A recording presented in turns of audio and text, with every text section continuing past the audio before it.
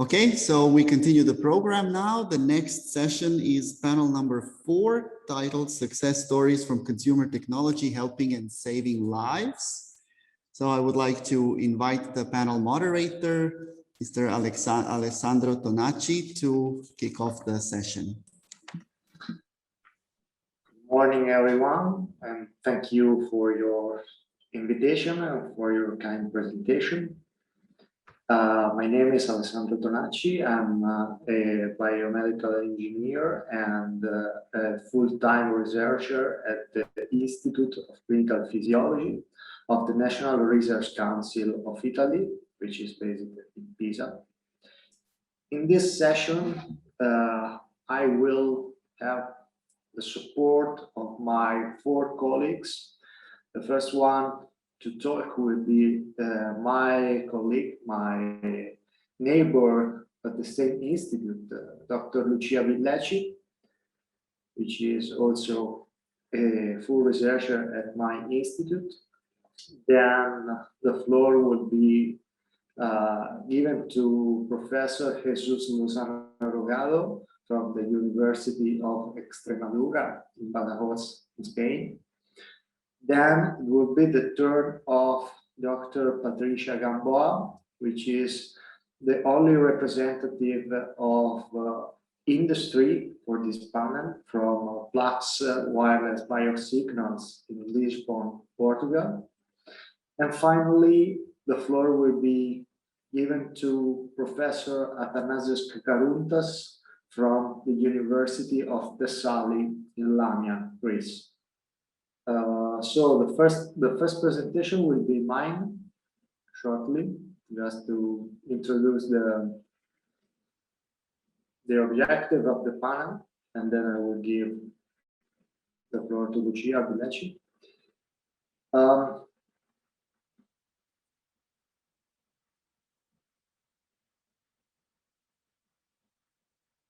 Thank you. Thank you.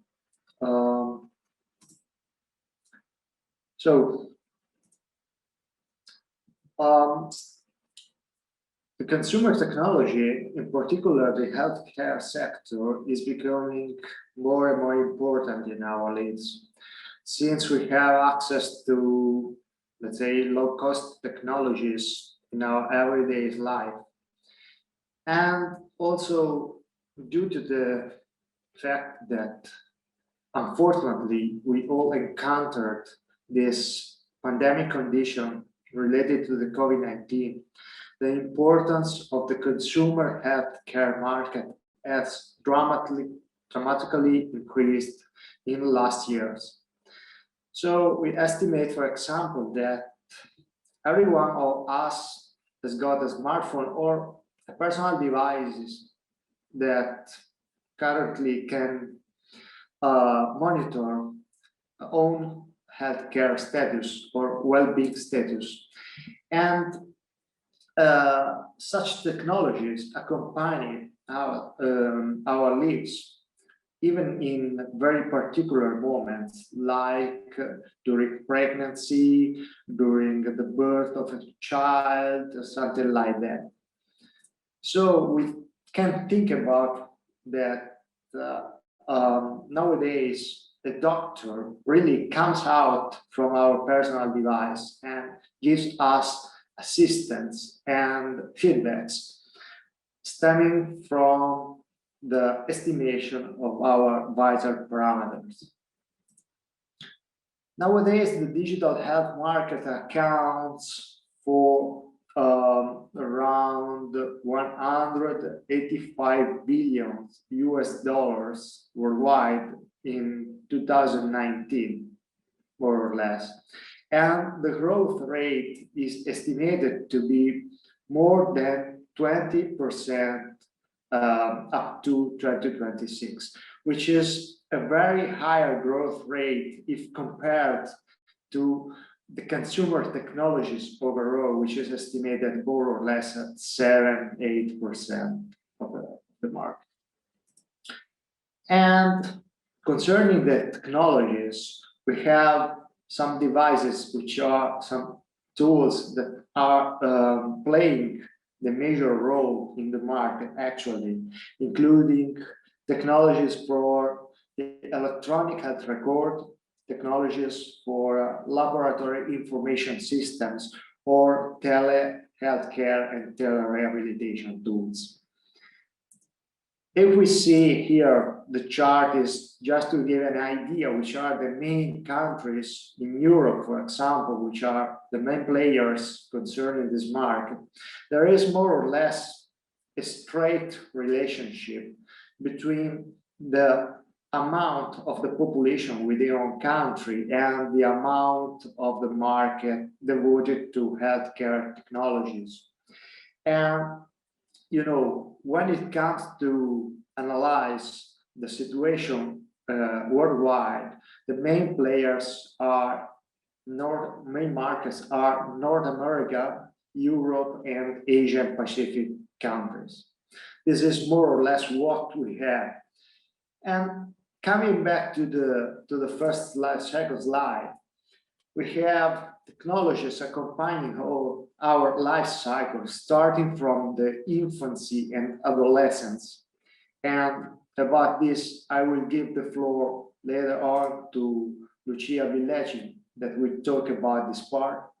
And then we'll accompany our life concerning personal habits, for example, the habits towards food to avoid some issues, some serious health problems, for example, with our relationship with food during our adult life, and will be this part introduced by Professor Lozano.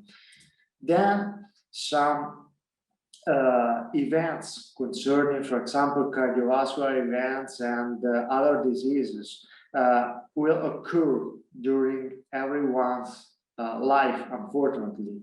And Dr. Patricia Gamboa will introduce this part and will try to give us some tips about which are the current markets and solutions for this, for tailoring such disorders.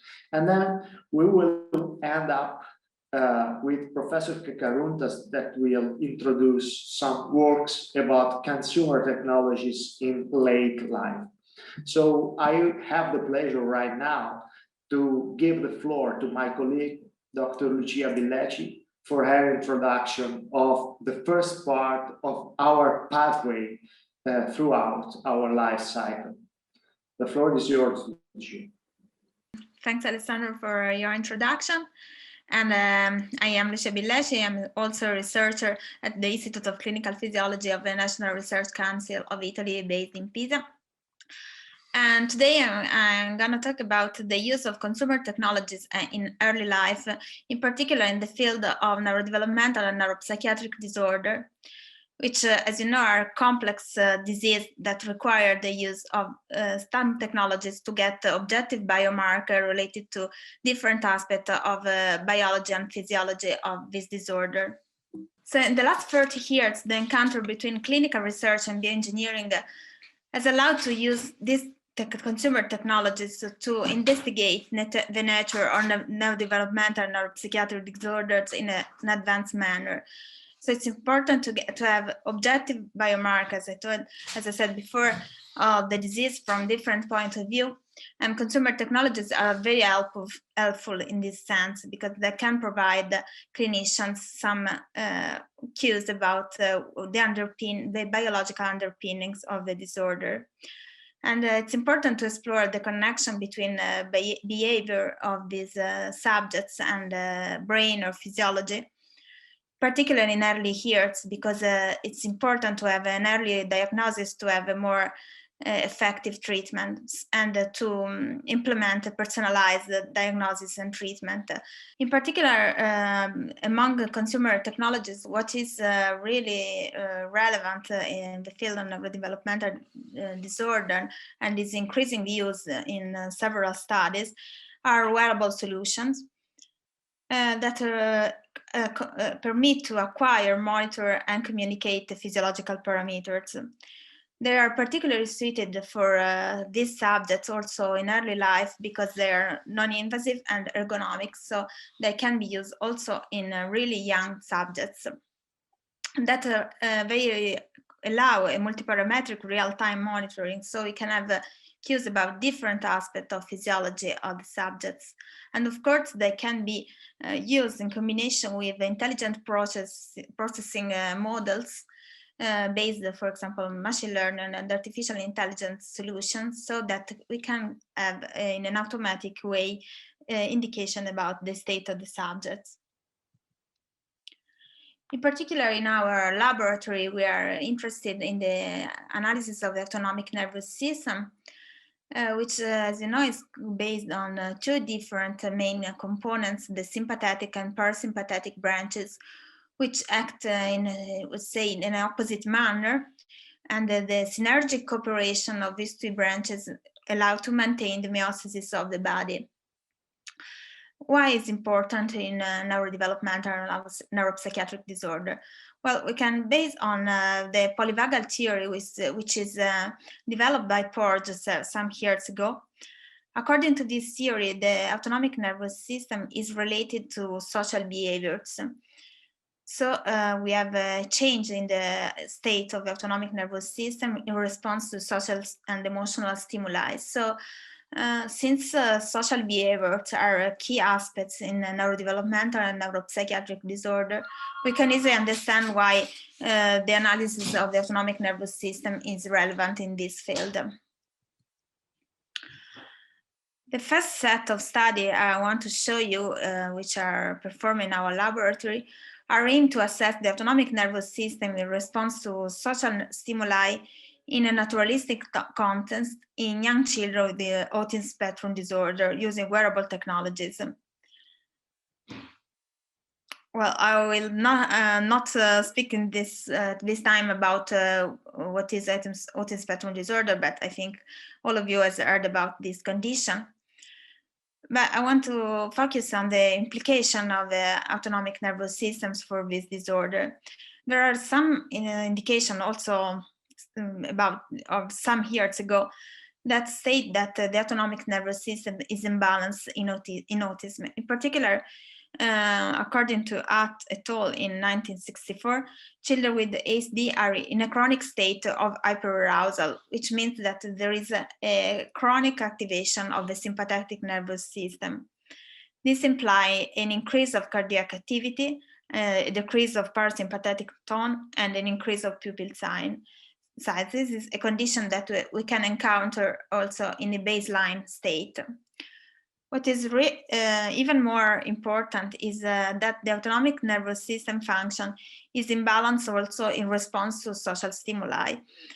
Porges say that children with ASD may be in a particular autonomic setting so that they are not flexible to stimuli. This means that this chronic state of hyperarousal permit that ASD subjects perceive all the stimuli as fleeting. They cannot modify their vagal activity, and so for this reason they also often avoid the social interaction. So our aim is to investigate the autonomic nervous system function using wearable technologies. And in particular, we are interested in acquire indication about the autonomic nervous system in a naturalistic context, so that we can easily link behavior with function. So in the context of the European project Michelangelo, which is finished some years ago, we created an observational room based on wearable technologies for the analysis of, in particular, of EEG and the ECG for the autonomic nervous system. And also we collected video of the subject and the therapist. And all the data are collected with an aggregator and processed offline. And all the signals are acquired while the subject is ecologically interacting with the therapist.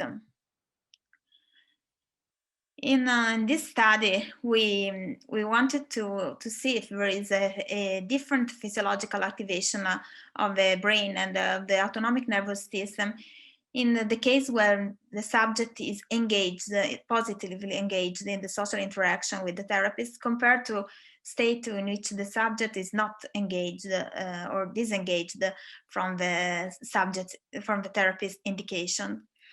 So we used this observational room for monitoring clinic for 6 months, and we recorded the signal during this interaction with the subjects. And then we, using the video and coding the video to indicate the state of the engagement compared to the state of the disengagement, we analyzed the physiological signals. And we observed that in the state of engagement, there is an increased suppression of the parasympathetic nervous system, which indicate an increased social involvement of the subject.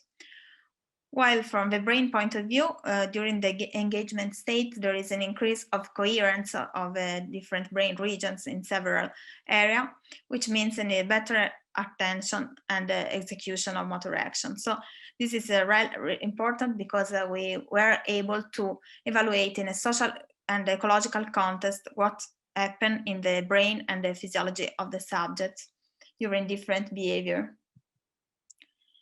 We also monitor the physiological nervous system, the autonomic nervous system, during the interaction of the subject with the serious game, which was developed in the context of a project to improve joint attention and imitation skills.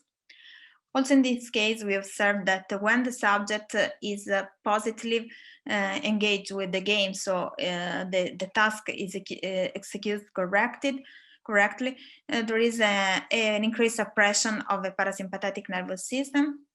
And we also observe a different trend from the beginning to the end of the treatment, with an increase of this suppression of the parasympathetic nervous system. That means more social engagement. So we can suggest that the serious game affect not only the behavior of the subject, but improve also the physiological state. The other set of study we performed in our laboratory was performed in anorexia adolescents, and we want to assess the response to stress and the baseline autonomic nervous system activity using wearable technologies. Anorexia is related to different cardiac complications. One of that is the dysfunction of the autonomic nervous system, which could increase the risk of mortality. As opposite to ASD, there is an increase of parasympathetic activity at baseline, but there is also something in common with ASD, which is the reduced reactivity of the autonomic nervous system to stressful and emotional stimuli. There were no studies before our evaluated the possible use of wearable technologies in anorexia, which is a complex disease, so it's not easy to use this kind of technologies for this subject, but the compliance was very good in our study. And we first assessed baseline condition using ECG and the GSR. And we observed the decreased heart rate compared to control and an increased parasympathetic activity. So our result confirmed previous studies performed on traditional methodologies, so indicate the powerful use of wearable technologies for getting cues about the physiology of this disease. And there is a prevalence of parasympathetic activity, which can be a strategy of compensation to reduce the energy consumption in this subject. And there is also difference in the variance of the galvanic skin response compared to controls, which can indicate a reduced reactivity to stress. Lastly, we performed another study in which we observed also the autonomic nervous system during a task, in particular a light physical activity task, which consists in 5-minute walking with 8 steps. And we also record the baseline and the recovery state before and after the task. We observe a different pattern of activation of the autonomic nervous system in anorexia compared to controls. We observed that the anorexia group shows an increase in sympathetic activity during the task, which may be due to the fact that they perceive the task as demanding, while the controls no, because it's a very light task due to very excessive weight loss.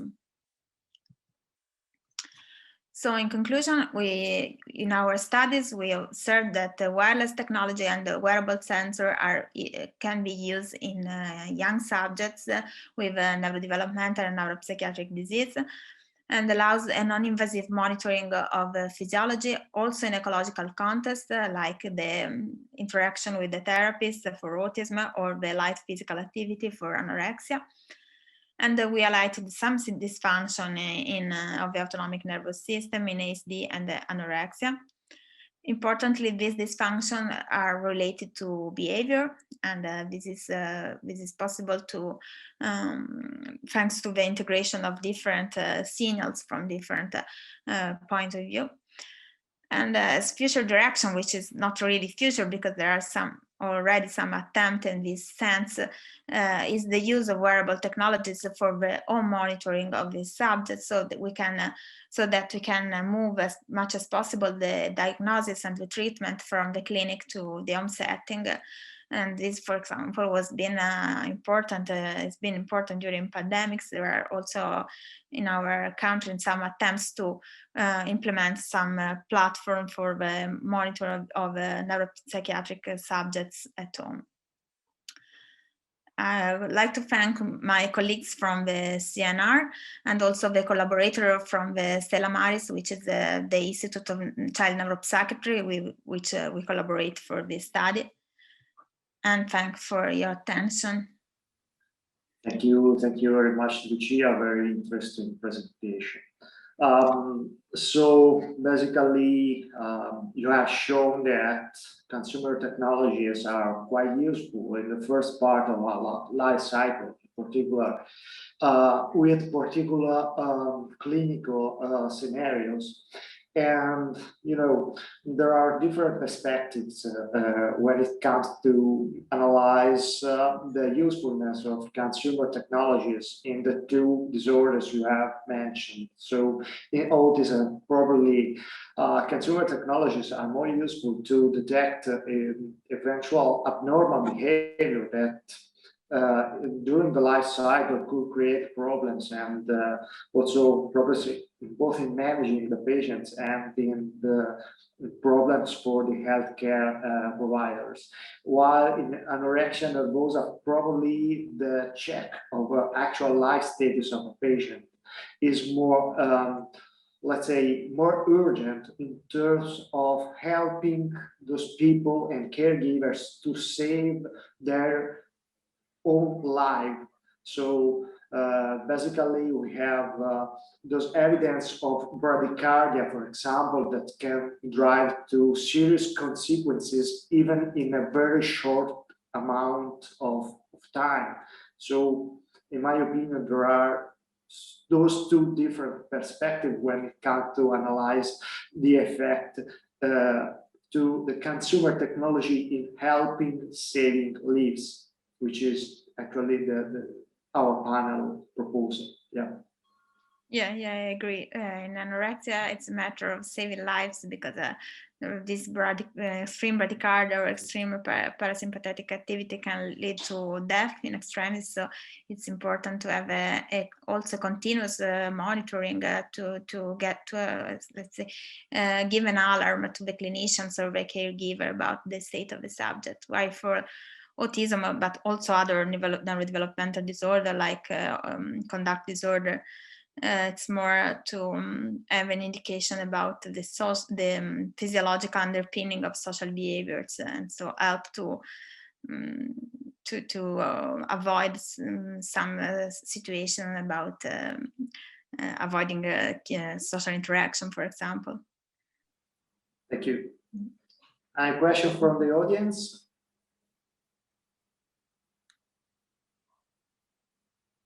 Okay.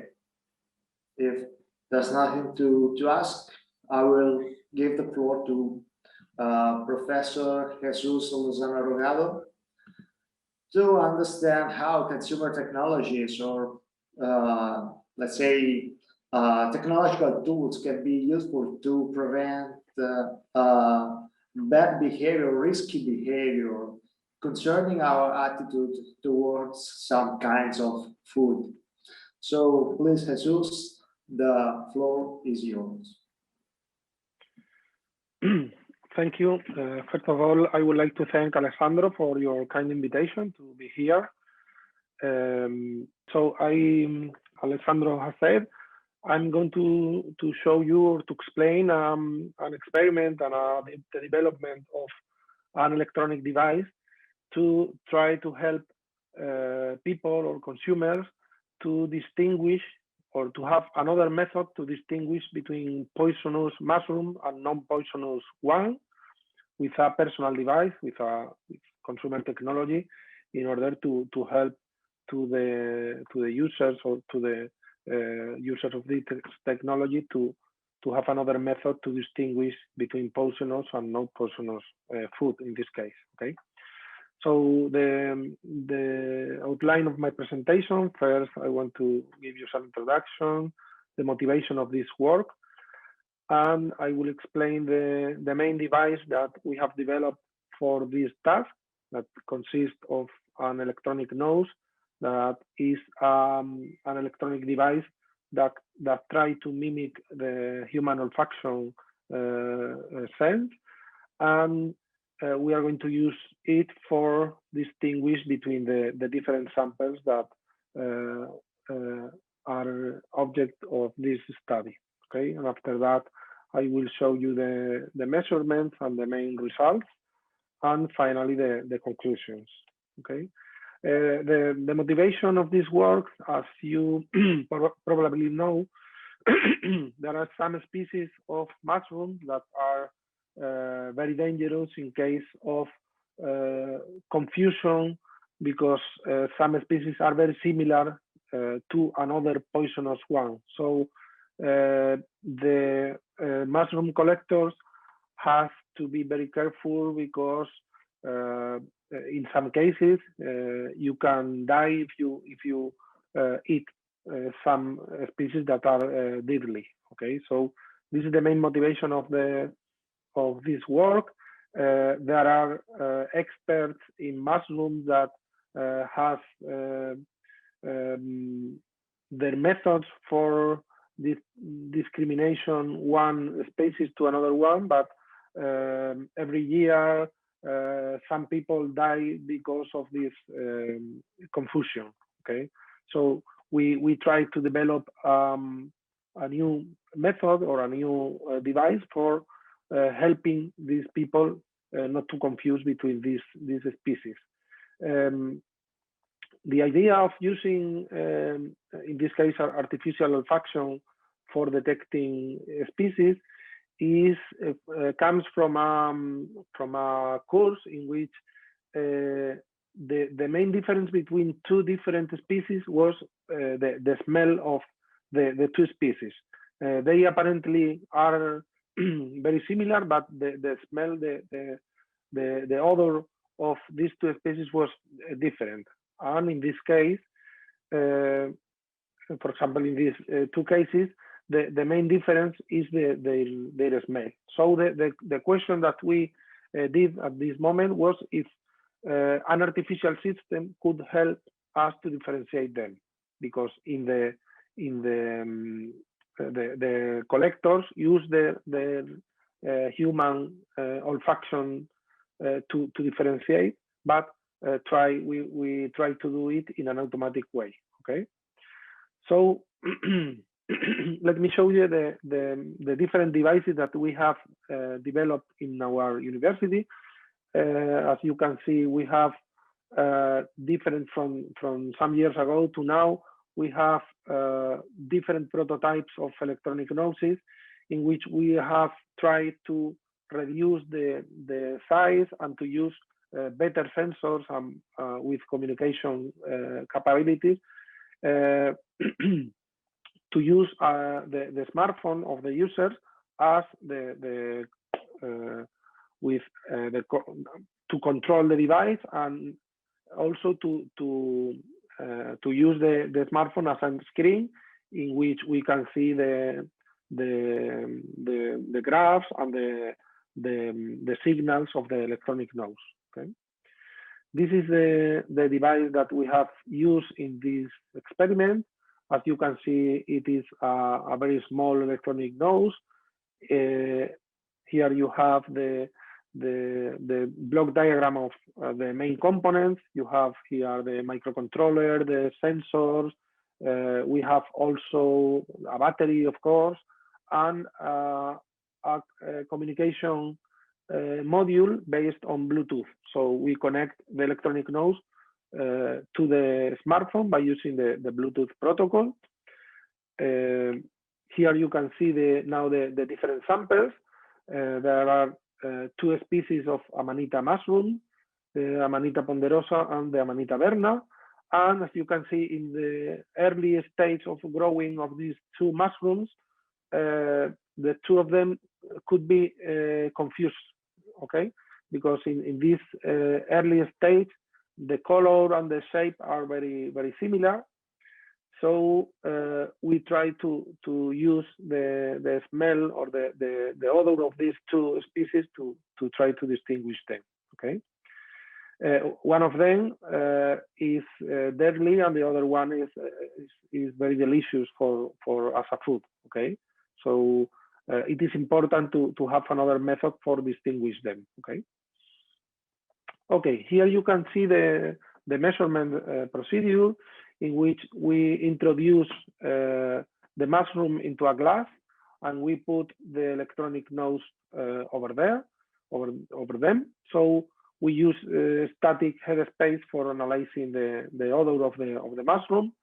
As you can see in the picture, we have used 2 identical electronic noses in order to check the reproducibility of the experiment. And we change from an empty glass to another glass with the mushroom. So we do several cycles of measurements, and after that we have done the GCMS analysis to check and to check that the odor of the 2 mushrooms is different. As you can see in the table, the different compounds, different aromatic compounds, the concentrations are different in the 2 species. So we are sure that these 2 species smells different, okay? So after that, we have done the measurements with the 2 electronic noses. And here I show you as an example, the response of 2 sensors of the electronic nose as an example. Here you can see the different cycles. Each peak corresponds to a cycle of measurement, the mushroom and the air, mushroom, air, and so on. Several repetitions of this cycle, and you can see the first group of cycles correspond to 1 mushroom. The second corresponds to the control. It's a lemon juice that we have used as control and to separate 1 mushroom to the other one.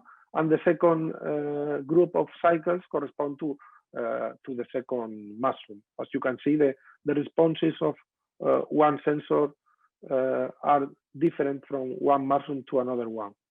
Here you can see the radial plot of the response of all the sensors to the 2 species, and you can see that the aromatic profile given by the different sensors of the electronic nose is different from 1 mushroom to another one.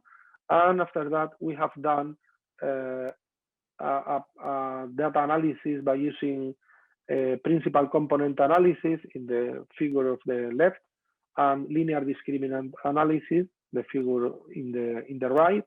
And you can see that the clusters corresponding to the 2 species and the control are located in different places. So according to this, the system could discriminate between these two species. Okay. After that, we have done a neural network classification in order to give the user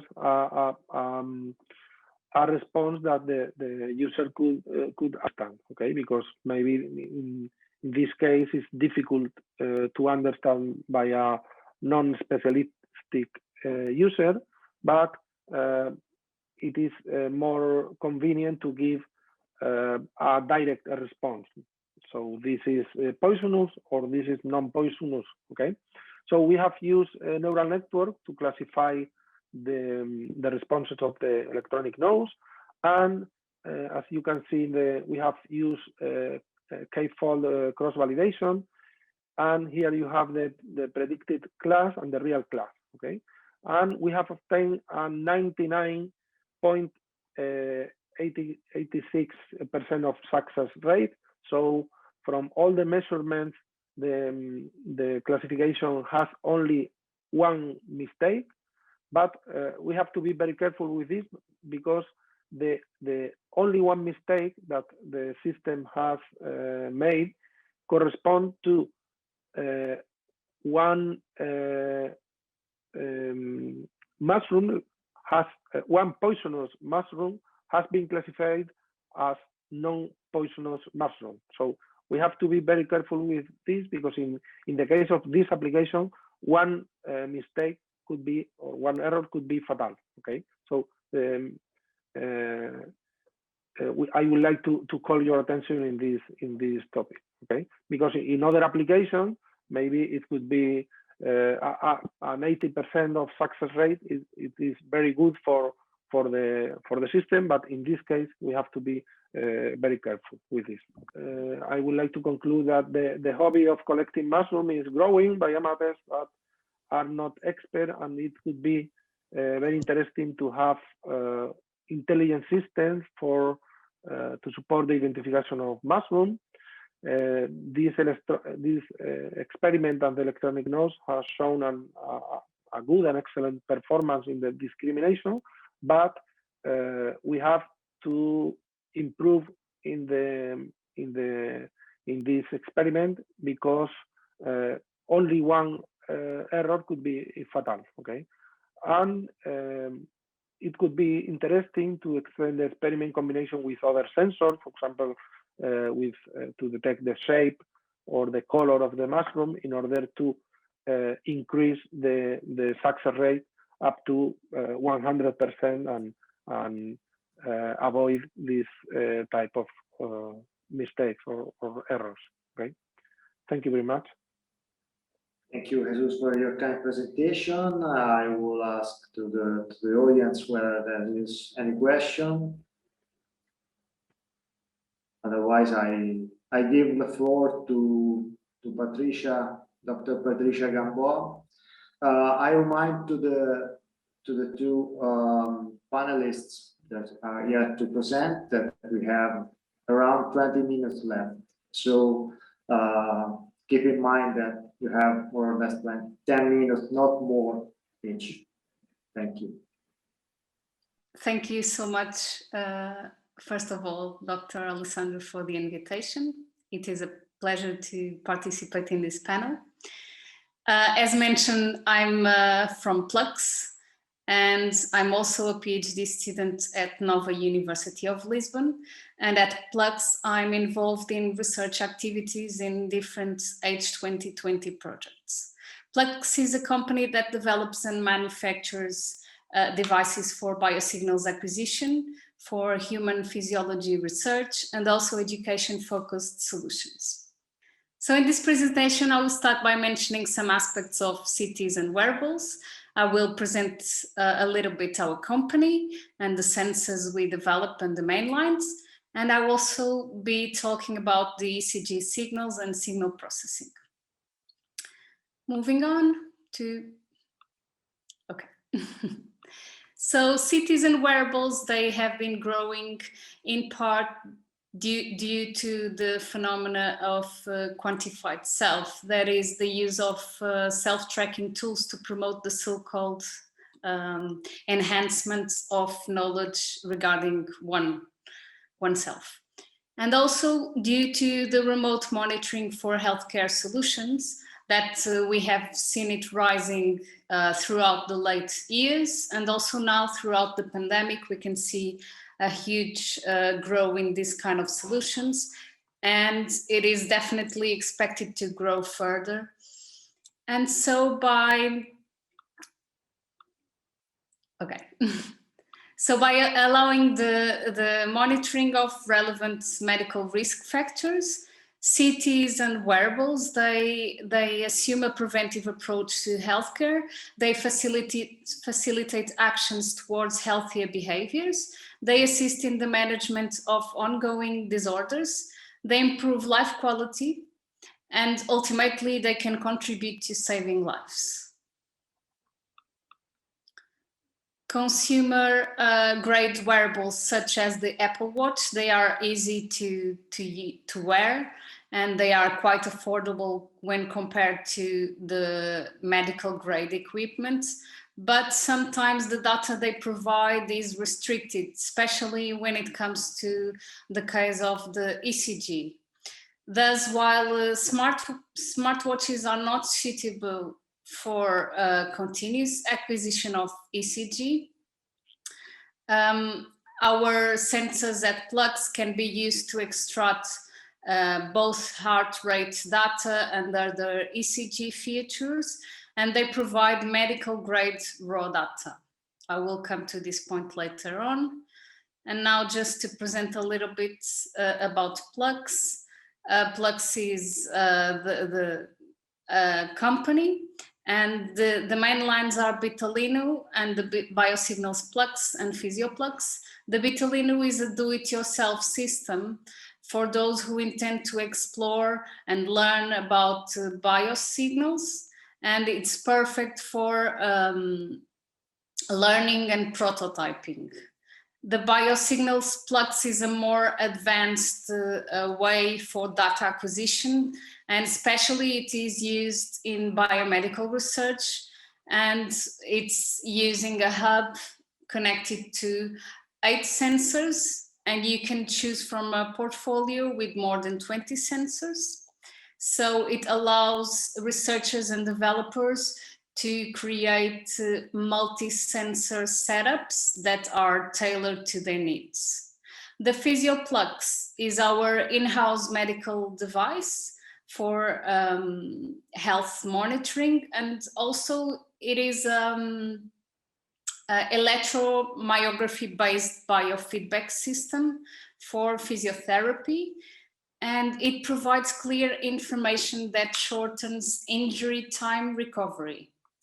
Also available together with the Physioplugs, we have the Physio at Home that emerged from a research project, and I will also come to this later on.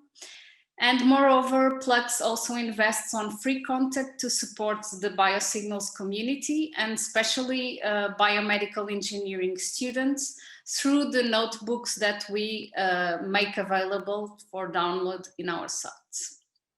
Our solutions are focused on modularity, that is an easy of integration. Basically, it is plug and play, and an extended list of sensors, as I mentioned, and you have some of the sensors in the picture there.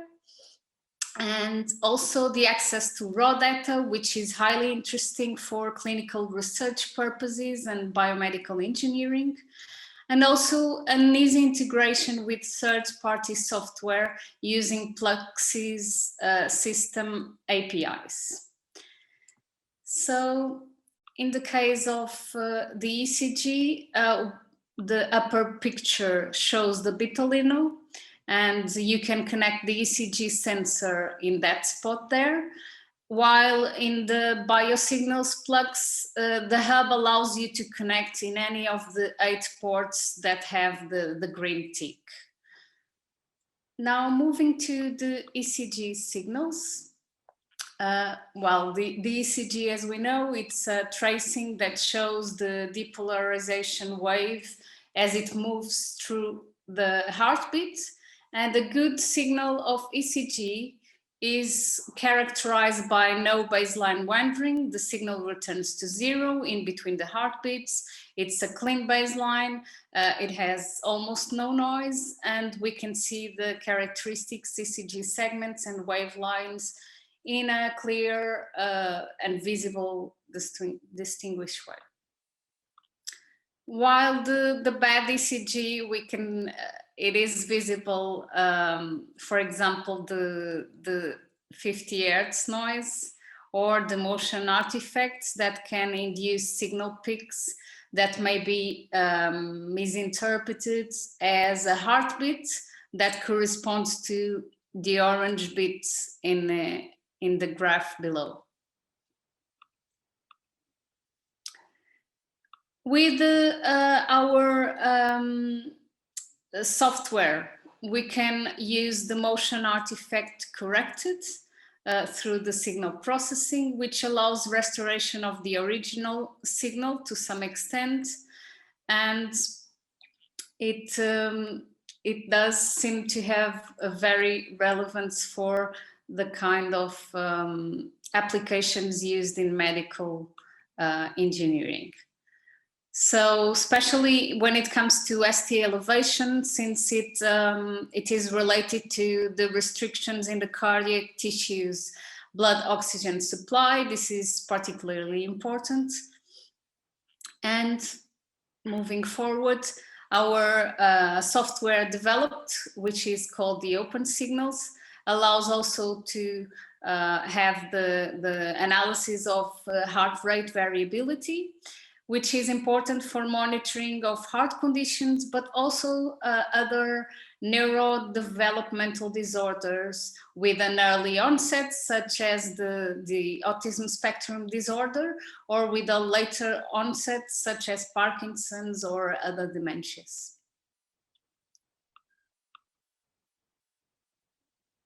Also important is some time to extract the respiration from the ECG, which also can be done through this software.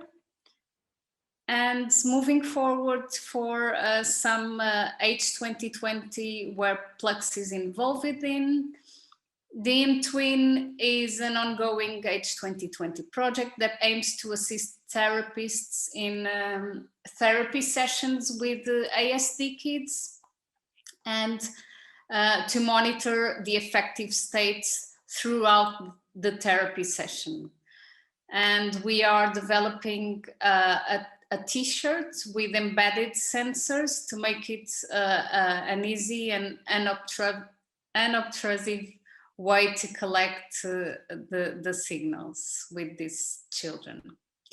Another project we have been involved in, and it has finished now, it's the Prognosis, which was an H2020 project aimed at developing novel intervention and detection tests for Parkinson's disease through the use of smartphones.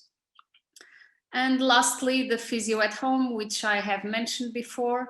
It integrates smartphones and also the inertial sensors. They track the execution of the movements and they provide biofeedback to the user. This slide provides an overview of the wearables portfolio that we have. We have the cardio band, which has the ECG and the motion sensors, the muscle band with the EMG and motion, and coming soon we'll have the vital band with the SpO2 sensor, temperature, and also motion. And also here displayed on the right side, we have the third-party integrations that will also come soon and are quite important for health monitoring. That include blood pressure, thermometer, and advanced biometrical scale. And here you can see it later, a list of publications and notebooks from Plux, and also the references I have used. I would like to conclude in summary just by mentioning that wearables are extremely important to gather data to monitor different conditions in a non-obtrusive way. And we as company are thrilled to pushing this further. Thank you for your attention. Thank you, Patricia, for your kind presentation and point of view about the company point of view about this important topic. Now, if there are no questions for Patricia, I would like to introduce finally Professor Athanasios Kakarountas from Greece, from the University of Thessaly. That will give us an idea about how consumer technologies can be helpful in late life. So the floor is yours, Professor Kakarountas. I just would like to remind you that 10 minutes we have, no more, because the schedule is very packed for the conference. So please.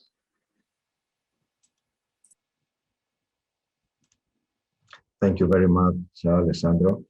Being the last of the presenters of the panelists, I usually create not a normal presentation, but more an essay, so that I can skip slides in order to catch up with the time.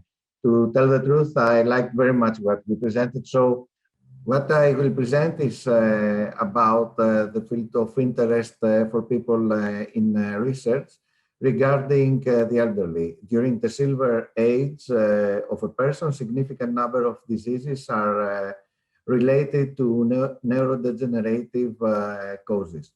So the most well-known diseases are those listed here: Parkinson, Alzheimer, epilepsy, multiple sclerosis, and of course I don't forget also the syndrome that follows these diseases, that is dementia. So starting with epilepsy. Epilepsy is the disease that has attracted many research to propose solutions. Mainly the topics that research is focused around is fall detection, monitoring, and seizure detection. I prefer to present solutions from my research team, but also from other people that, from other researchers that have created actual products that you may find out there, since consumer technology is the technology that is used in the market and not just in the laboratory. And that's something that my colleagues have presented until now. So fall detection is very important issue because epilepsy, when you have a seizure, you may fall and hurt and so on. So we have to detect falls, or either outdoors or indoors, generally in various environments, and cope with the risk of the sudden unexpected death in epilepsy. Although there are a lot of solutions out there, the most well-known is the camera surveillance, or the use of smartwatches, smart bracelets, and so on. But there are already available some solutions like the smart floor that is easily installed in a home, and also a new research result that is about using the Wi-Fi. It is like the Wi-Fi, but using light. Although this is not so mature, it has very good results. All the others that I have mentioned, you may find them available in the market. So regarding the status monitoring, that is very interesting, because in the last 4 years, we have witnessed a lot of the introduction to the market of a lot of smartwatches and wristbands, mainly from Empatica, night watch, and smart monitor that detects tonic-clonic seizures. Not only the detection of the seizures is, of course, this is very important, but we can use them also to monitor other, how can I say it, biosignals, indicators that are related to epilepsy. I'm sorry, but I'm trying to catch up with time. So seizure detection is also has also attracted many researchers. The most novel work that has been presented the last year was the use of natural language processing and analysis of the language of the patient can be directly related to its aura. This is something that happens before the seizure. So using a smart speaker inside your home, you can get the first indicator. Using it also as a two-factor method in places where you can't put, of course, cameras, or you don't use smartwatches because, for example, we are in the bathtub, you can check if there is oscillation of the bathtub surface, then it is detected the seizure, and then the smart speaker asks you if you are okay, and then if it doesn't get any reply or the correct reply, then it signals an alarm. This is the first time that the two-factor method is used for seizure detection like this.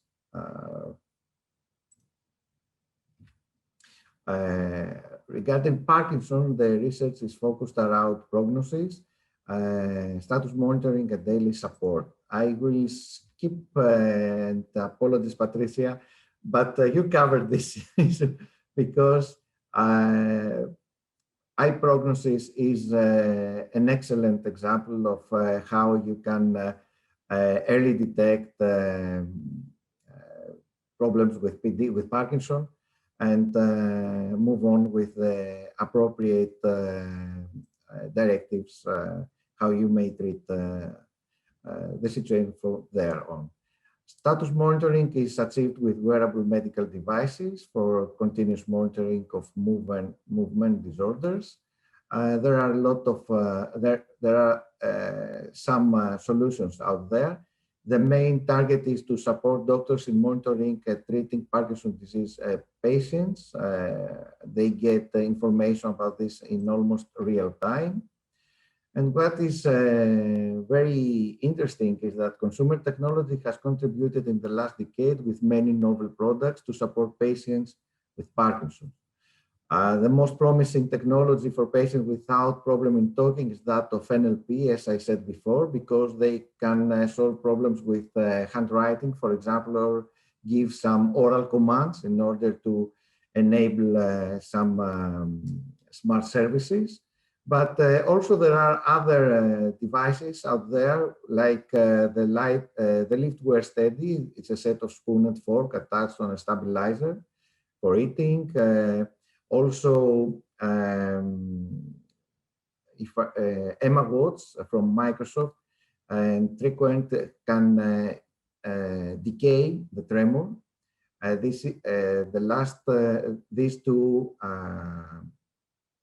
solutions that I mentioned have been also prototyped from my research lab, and we have received some awards from this.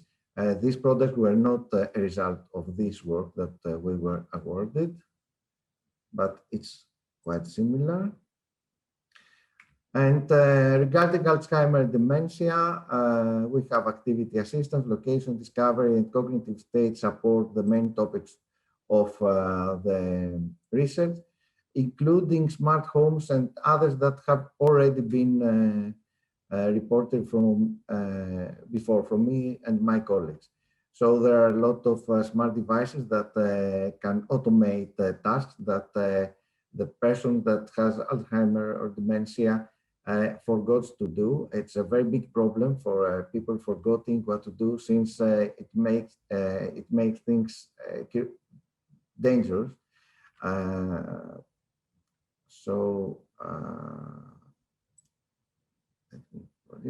Also, another issue that is important is dementia location. A very big problem, another effect of the memory loss, is their inability to find a way back home, or even remember their identity to ask for help.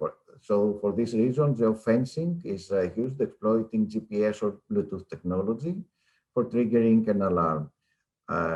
New research works have reported the use of drones also to locate these persons, but this is not now in consumer technology at the moment. And finally, if I remember correctly, this is the last one. A very interesting finding using Amazon Alexa was the cognitive state support in a project of Dementia run by my team. The technique of music therapy was adopted for the patients in early stages to be trained in associating their familiars with characteristic sounds or music. After the training session, when a familiar enters into the room, where the patient is found, of course, the corresponding sound is played from a smart speaker in order to stimulate the auditory memory, which is one of the last parts of the brain that will be affected by the degenerative disease. This means that we are exploiting even the last parts of the memory that may be used. We can train them in early stage, and all the results that we have from living laboratories is that in early and mid stage of Alzheimer's, we have excellent results using a solution that is already available out there in the market, a smart speaker, without the need for also for be trained for creating skills. This is the terminology for a selected language. It is completely with sound. So sound is universal, music is universal. You may use it and stimulate the auditory memory, which is very important for people suffering from Alzheimer's dementia. So that's all from me. I've tried to present as fast as possible. Thank you, Alessandro, for everything. Thank you, all the panelists. I liked very much your presentation, Alessandro. Thank you, Athanasios, and thank you, everyone. So just a closing remark, we have seen how consumer technologies can help in our life cycle.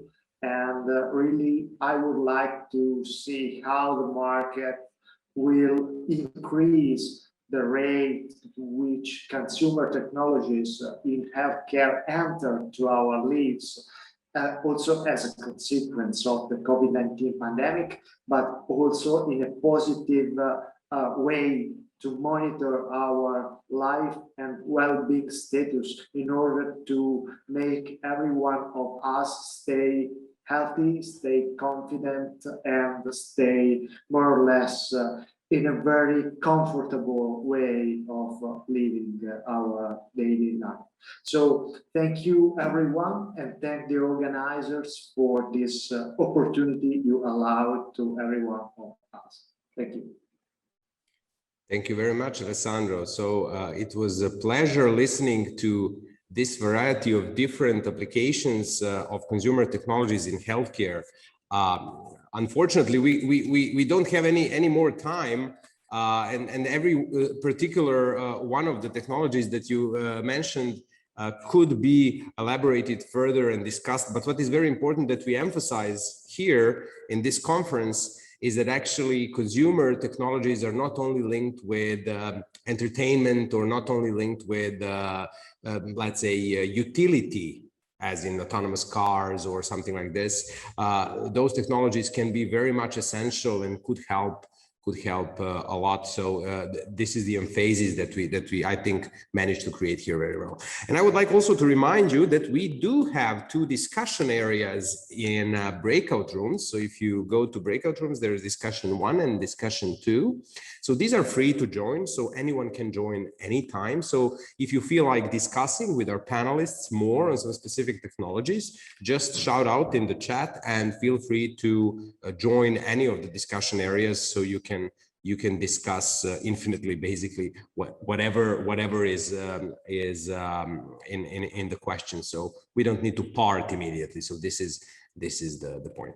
Okay, so our program continues with the keynote session. I would like to give all of you and us also, although we are very little behind the schedule, but still I would give us 5 minutes of break, and then we will stay here in the main room for our very exciting keynote that is going to tackle one of the questions that we're going really to dissect today in 2 of the remaining keynotes, like how we can actually provide some certainty in our modern solutions. Either for the perks of safety, so to say, either through the formal methods that Professor Gilazan is going to tackle, or by some kind of, let's say, statistics and probability that is going to be tackled in the keynote 4.